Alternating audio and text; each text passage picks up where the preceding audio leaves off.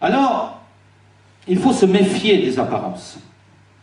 Pendant longtemps, pensez au début du XXe siècle, et le XIXe naturellement, on a cru venir à bout de la langue bretonne, l'État français a cru venir à bout de la langue bretonne en la folklorisant. On a dit il y a des dialectes, et puis il y a des sous-dialectes, puis vous savez, on ne parle pas de la même façon ici et là, et puis ils ne se comprennent pas, et puis ils ne s'entendent pas. Il y a eu bien entendu toute la culture bécassine que vous imaginez, qui a bien fonctionné. Je pourrais en parler dans ma famille, des gens qui n'ont pu oser ouvrir carrément la bouche dans leur langue suite à des hontes subies. Que ce soit la guerre de 14 ou que ce soit comme bonne à tout faire placé chez des bourgeois en ville francophone. Ce sont des exemples que nous avons pratiquement tous connus, hein, et dont j'ai connu des gens qui avaient vécu cette époque et à qui il était très difficile de faire comprendre que le petit-fils, il allait apprendre le breton à des enfants. Il y avait quelque chose qui passait plus là. On était dans l'incompréhension. Et finalement, on a réussi à passer un peu. Ce sont des choses, il faut l'avoir vécu pour comprendre. Et effectivement, la honte a été très forte. On a comment dire, folklorisé la pensée bretonne. On a fait croire que le breton ne pouvait être que dans des chansons, qui ne pouvait pas être dans des textes littéraires, qui ne pouvait parler que du bon vieux temps, qui ne pouvait pas prévoir l'avenir, qu'il pouvait être encore folklorisé, mais certainement pas acquérir le droit de littérature. On l'a, en bref, régionalisé, et les bons esprits régionalistes, qui pour la plupart d'ailleurs étaient des gens très honorables, qui aimaient sincèrement la Bretagne, mais nourrissaient un complexe de fond qui était, finalement, la langue bretonne, c'est la langue de notre cœur, c'est notre langue à nous, mais c'est quand même pas une langue internationale. Elle n'a pas vocation à porter des idées comme le français, ou plus tard l'anglais. Là est le drame, car une langue, en soi, c'est une langue. Là est le vrai racisme, si l'on pense qu'il y a des peuples qui enfantent des langues incapables de transmettre les mêmes valeurs que d'autres. Vous me suivez? Il y aurait des peuples qui feraient des sous-langues et des peuples qui feraient des surlangues. Übersprache. Non? Ça vaut bien Übermensch. Donc, qu'est-ce que c'est que cette idéologie française qui prétend à l'égalitarisme et qui nous dit qu'il y a des sous-langues et que par conséquent il y a des sous-peuples? Relevons le défi. Ça ne tient pas la route. Et ça montre bien qu'en fait l'universalisme français n'est qu'un petit manteau pour, comment dirais-je, habiller, vêtir son nationalisme, ou du moins son stato-nationalisme fondamental. Ce qui explique pourquoi ils défendent les Wallons et les Québécois, alors qu'ils font tout pour enfoncer le germain alsacien, l'allemand alsacien, ou bien le corse, ou bien le breton, dernière langue celtique du continent. Je voudrais reprendre le fil de ma pensée pour ne pas partir un peu partout. Il faut savoir ce que l'on veut. Donc, au début du XXe siècle, on avait régionalisé la pensée de ceux qui défendaient la Bretagne, et donc on avait fait en sorte qu'il ne soit pas dangereux. Chacun défendait son folklore. Les quelques-uns qui ont eu un esprit réellement national, et je pense avec déférence d'abord au marquis de la Villemarqué, à Zard de la Villemarqué, on leur a construit des cabales, on les a descendus. Et le pire, c'est que les Bretons se sont arrachés entre eux. Pensons à la querelle entre Luzel et la Villemarqué, entre Le Bras, Luzel, la Villemarqué, d'un côté Le Bras, Luzel et la Villemarqué. C'est-à-dire, à l'époque où à l'époque où, aussi bien en Finlande qu'en Islande qu'ailleurs, le romantisme aidait au regain du nationalisme, à l'ère des nationalités, nous, on s'est battus entre nous. Nous, on s'est arrachés entre nous. Et sur l'ordre de qui, mais sous l'influence de qui, il n'est pas anodin, pas rentrer dans les détails, si Anatole Le Bras, pour lequel j'ai une grande admiration naturellement, était professeur de l'université de Rennes, aux ordres de l'État français, qui n'aurait peut-être pas obtenu une chaire s'il n'avait pas dit ce qu'il fallait dire. On pourra en dire encore de beaucoup d'autres. Donc ces querelles ont été suscitées, et elles ont été nourries par l'idéologie française, de droite, de gauche.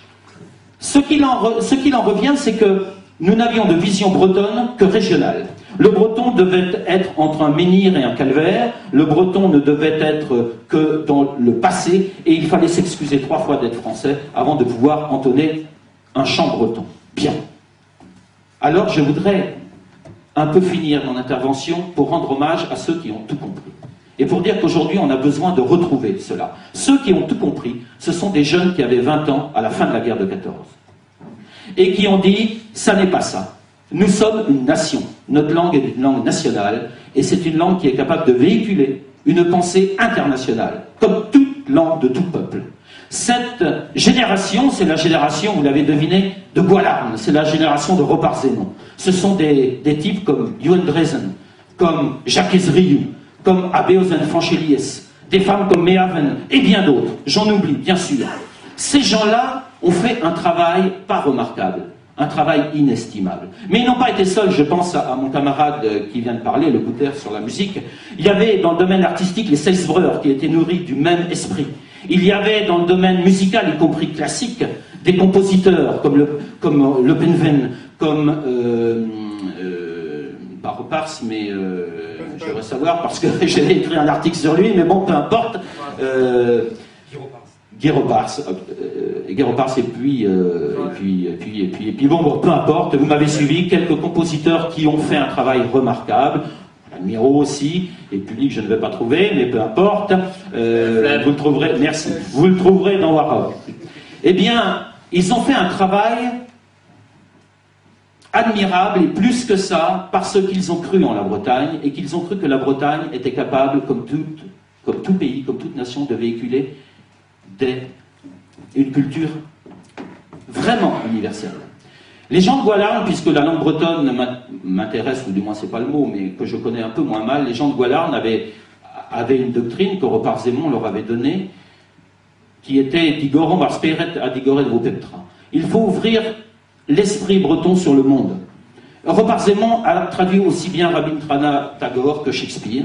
Il a traduit aussi bien Cervantes que Goethe. Voilà un travail remarquable. Alors, il a lancé la première revue littéraire, naturellement, sans un mot de français. Et aujourd'hui, je suis obligé de constater que depuis la soi-disant libération de 68, on arrive à la même supercherie que dans le domaine de l'économie. La génération 68arde, qui était contre la société de consommation, sont aujourd'hui les dirigeants de la pire société de consommation possible, celle dont on voit les limites aujourd'hui. Ils n'ont fait pendant 40 ou 50 ans que consommer. Ils ne font que ça, ils ne savent que ça. Eh bien, dans le domaine de la culture, paraît-il, ont-ils tout libéré. Ils n'ont été en fait que le sommet d'un iceberg de la consommation qui a été lancé au lendemain de la Seconde Guerre mondiale dans l'euphorie totale sous la domination de nos amis Yankees, comme on le sait. Ils sont arrivés, génération bénie, au sommet de l'iceberg dans les années 70, et ils nous ont fait connaître, comme tous les enfants gâtés du monde, une belle décadence que nous voyons sous nos yeux chaque jour. Et ils n'ont pas fini, c'est qu'ils y croient encore. Eh bien, dans le domaine de la culture bretonne, la plupart du mouvement breton de l'Emzao s'est fait prendre à ces sirènes. La plupart du mouvement breton actuel est né de 68. En soi, je n'ai rien contre, j'ai de très bons souvenirs, puisque c'est ma génération de la musique d'Alan Stivell, bien sûr, des chants de Glenmore qui ont des poèmes, qui ont nourri ma jeunesse, et un peu plus. Mais ces gens-là, monsieur, ces gens-là sont devenus pires que les régionalistes à chapeau rond. Ce sont des gens qui n'ont pas cru dans l'avenir international de la Bretagne. Bref, ils n'ont pas été nationalistes. Alors, d'aucuns sont devenus hyper spécialistes avec chaire d'université, eux aussi, vous expliquant qu'il faut parler le vrai breton de Plounéor, Ménez, sud-ouest, la maison du bas, car après, bon, bief, bref, ils se noient dans des isogloses, ils ont bien, la première chose qu'ils ont voulu faire, c'est de casser l'orthographe de Repart-Zémond. Pensez, ce sont les Allemands qui l'ont payé. Ah bon, très bien. Bon. Seulement, ce qu'on oublie de dire, puisqu'on parle un peu d'histoire, c'est que la langue bretonne, depuis l'origine, depuis l'arrivée des Bretons, de nos ancêtres sur cette terre, était une langue, contrairement aux Français, une langue monolithe, si vous voulez, unifiée. Il faut attendre le XVIIe siècle, notamment la réforme, contre-réforme catholique du Bermeau noir, on le sait, pour voir les premières bribes de dialecte vantais apparaître. Par écrit, elles existaient sans doute un peu avant, mais le breton est une langue unifiée au Xe siècle. Je ne vous parlerai pas du roman qu'a donné le français. Au Xe siècle, à 10 km de Paris, on ne comprend pas ce qui se dit. Donc, il est quand même un peu fort d'entendre aujourd'hui que le breton est une langue de dialecte, quand le français serait la langue de culture unifiée. C'est exactement l'inverse historiquement, pour un peu qu'on ait quelques lettres, pour un peu qu'on ait un peu étudié, et qu'on arrête de dire des bêtises par ignorance crasse. Alors, nos braves régionalistes modernes, qui sont progressistes et non plus royalistes, nos braves régionalistes modernes s'enferment dans le complexe du Guerbrezonek, du bon breton, du breton d'avant, du breton comme si. Mais ce dont ils ont peur, fondamentalement, c'est de faire de leur langue un outil national. Et je dis bien, ils ont peur. Ils ne le veulent pas car ils ont peur de leur ombre. Le maître ne serait pas content. alors on rentre dans sa niche. On pourrait perdre sa gamelle, sa soupe, sa retraite, mais on y perd son honneur.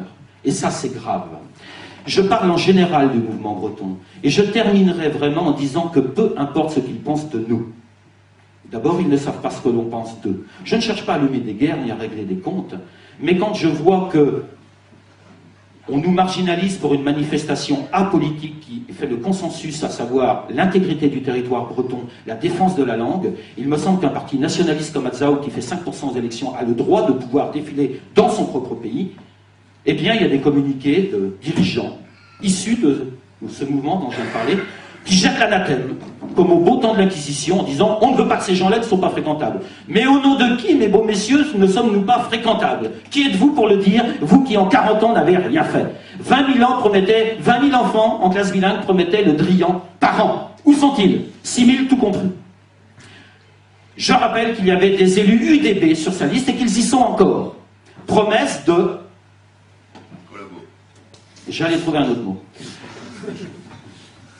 Alors, ayons bonne conscience. Si nous savons où nous voulons aller, que ce soit dans l'économie, que ce soit dans la musique, la culture en général, ou dans la langue, nous serons les plus forts. Car nous répondrons à un appel du vide, centenaire, du peuple breton qui ne veut pas disparaître. Car, dans le fond de lui-même, même si c'est anecdotique, un breton se dit souvent breton avant d'être français. Et il est breton par cœur, s'il est français par raison.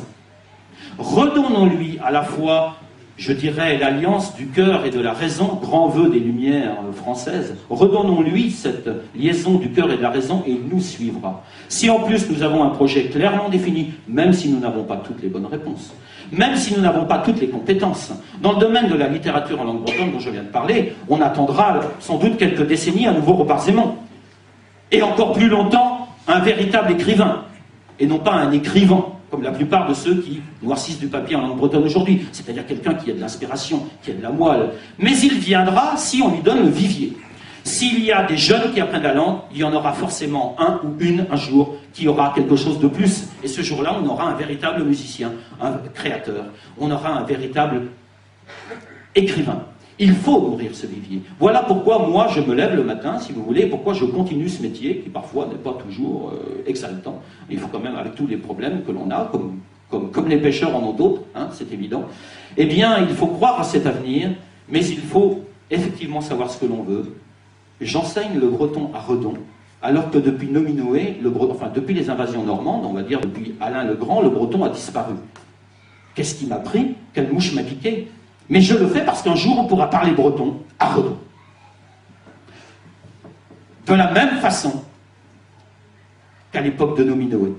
Car à l'époque de Nominoé aussi, le breton venait de l'Ouest.